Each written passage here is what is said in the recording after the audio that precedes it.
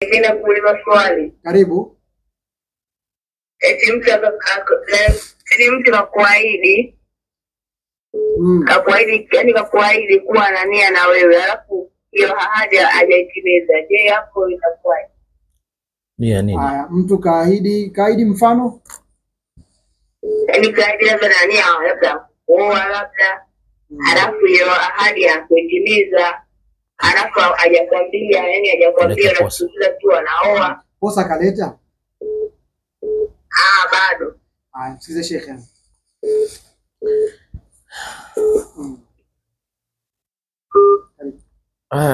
Masala haya ndugu zangu, nikamwambia, ndio maana nikamgusa mwendesha kipindi, mwambie alipeleka posa. Haya mazungumzo ya kufanyika nje mara nyingine sasa hivi ni kitu kimekolea sana na ni kitu ambacho kiko juu sana.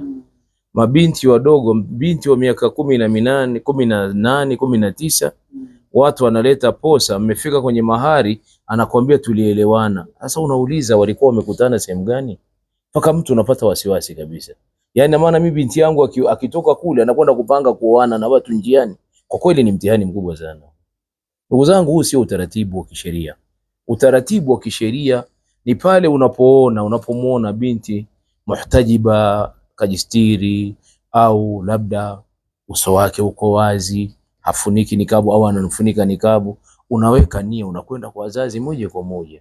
Unatuma mtu aende kule au wewe mwenyewe kuja kumposa bi fulani. Sasa linapopokelewa lile taarifa yako ndio posa yako nyumbani kwa wali au wasimamizi au walezi wa yule binti. Baada ya hapo binti ataulizwa, kuna mtu fulani alikuja, unamjua? Mimi simfahamu. Yule kijana anaambiwa njoo, yeye amuone yule binti na yule binti apate kumuona huyo. Si umeelewa bwana? Mtume sallallahu alaihi wasallam alikutana na sahaba moja, akamwambia Rasulullah, nimeposa. Mtume akamwambia anadharta ilaiha, wewe umemwangalia? Akamwambia la. Qala irji wanzur ilaiha, rudi ukamwangalie. Unaona sasa kama mazungumzo yanafanyika huku nje, kuangaliana kunatoka wapi tena? Hiyo sunna kuangalia itabidi haipo tena. Kwa kweli huu ni rejereje ambaye haifai kabisa. Baada ya hapo kijana atapata fursa ya kumuona binti, na kumuona mabaina nini ni uso na vitanga viwili ndio vya kumuona. Ushafahamu bwana? Ataacha kama anavaa nikabu, ataacha kuvaa nikabu, watasogeza chai wao wale mabinti na nini, na hapo kuna wali. Sawa bwana. Sasa hapo ndio unasema huyu mtu alikuja. Haya mazungumzo ya njiani tu ya kukaa wajua na kulaghaiana na kudanganyana, mimi sijui ni nani, mimi na kazi gani. Haya mambo hayatakikani kabisa. Haya hayatakikani na si katika utaratibu wa dini ya Kiislamu. Utaratibu wa dini ya Kiislamu ni kupiga hodi, si kuwasimamisha mabinti za watu njiani na kuanza kupanga namna ya kuoana. Hii si sahihi kabisa.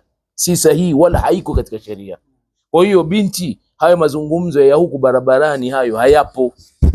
Na huyo mtu, hizo ahadi ni zile za kudanganyana. Na angalia dini yako. Mtu aje nyumbani, sio barabarani. Naam, basi tutamani kuendelea lakini muda